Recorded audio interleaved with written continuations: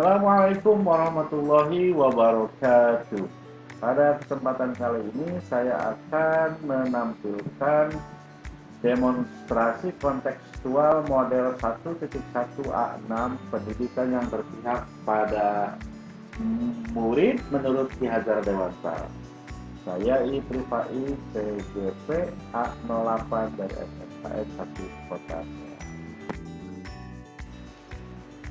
Bagaimana kita ketahui bahwa salah satu indikator keberhasilan terwujudnya Merdeka Belajar adalah proses pendidikan yang berpihak pada murid.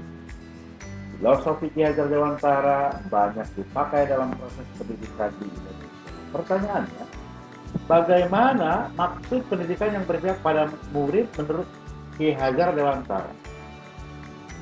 Menurut Ki Hajar Dewantara, pendidikan yang berpihak pada murid merupakan pendidikan yang menitik beratkan peserta didik sebagai prioritas utama yang harus dilayani.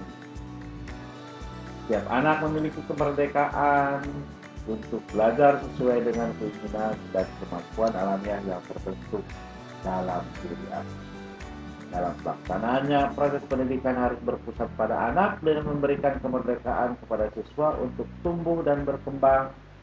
Untuk itu, guru dan orang tua harus terlibat dan memperhatikan dukungan terhadap minat, bakat, dan kemampuan masing-masing siswa.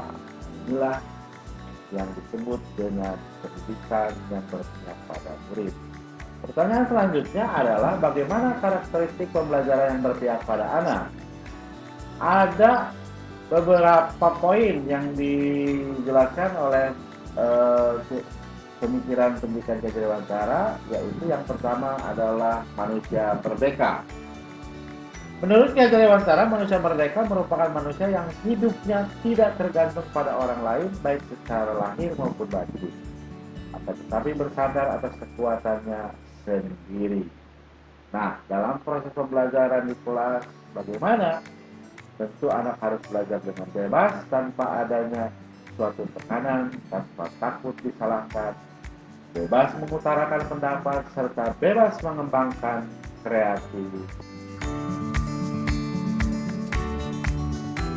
Selanjutnya, selain manusia merdeka, yang kedua adalah seorang guru mengembangkan bakat dan minat siswa.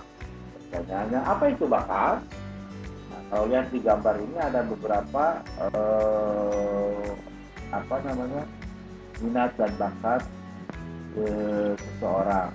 Ini ada kaitan dengan melukis, ada dengan bermusik. Nah, apa itu bakat? Bakat adalah kemampuan bawaan dari lahir. Sedangkan apa itu minat? Minat terbentuk selama proses tumbuh kembang anak. Jadi minat itu proses setelah adanya bakat. Bakat yang dimiliki anak tidak selalu berhubungan dengan akademis maupun kemampuan kognitif. Jadi tidak selalu berhubungan dengan akademis, dengan sesuatu yang saklek, dengan pendidikan, dengan dengan pembelajaran yang menggunakan otak tertentu. Namun bakat bisa jadi berhubungan dengan hal-hal yang bersifat sosial. Ada kaitannya dengan sosial, apa itu? Kemampuan berkomunikasi dan sebagainya. Ini minat dan bakat anak sangat banyak sekali dan guru menuntut. Yang ketiga adalah karakteristik pembelajaran yang berpihak pada anak adalah kita harus memperhatikan kodrat anak. Pendidikan yang berpihak pada murid merupakan pendidikan yang dielaborasi terkait dengan kodrat alam dan kodrat zaman. Bagaimana kita ketahui bahwa tujuan pendidikan yang dikehendaki oleh Ki Hajar Dewantara adalah pendidikan yang menuntun anak sesuai dengan kodrat alam dan kodrat zaman.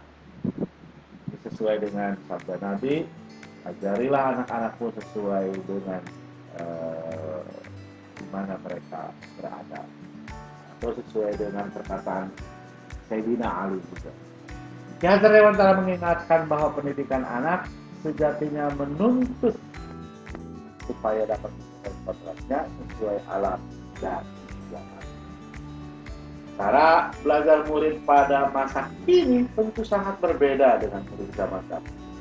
Salah satu yang terlihat menonjol, anak zaman sekarang lebih menguasai teknologi dibandingkan dengan orang tua. Tentu saja pendidikan orang tuanya sangat berbeda dengan pendidikan zaman sekarang. Pendidikan abad 21 mengutamakan kecakapan, mengutamakan skill, kemampuan untuk menghadapi zaman sekarang.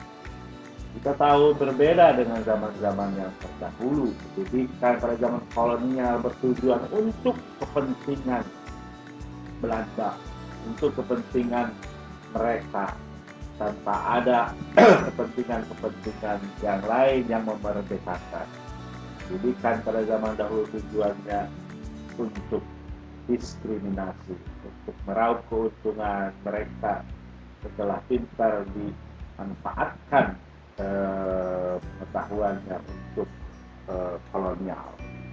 Nah, zaman sekarang tentu berbeda. Zaman bapak kita juga berbeda. Zaman sekarang hanya ajarlah sesuai dengan kodrat anak, dengan kodrat alam.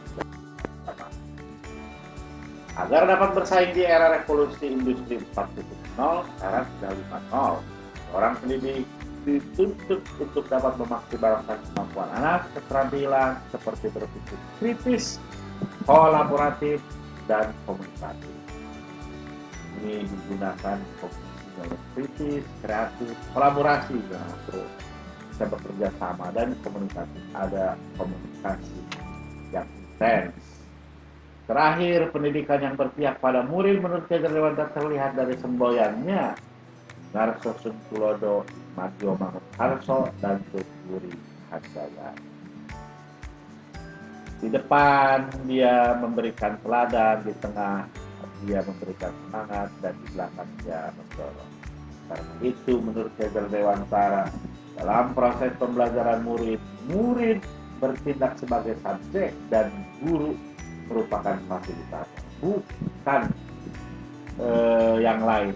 Dia hanya memfasilitasi subjek untuk memberikan motivasi agar dia berhasil sebagai diri dia sendiri dan sebagai anggota. Inilah refleksi dari demonstrasi kontekstual yang saya lakukan memakai flipbook. Mudah-mudahan bisa bermanfaat buat yang lain. Dan yang terakhir, pemikiran Ki Hajar Dewantara dalam konteks pembelajaran berpihak pada anak bisa dilaksanakan oleh kita sebagai pendidik di Nusantara. Terima kasih atas perhatiannya. Assalamualaikum warahmatullahi wabarakatuh.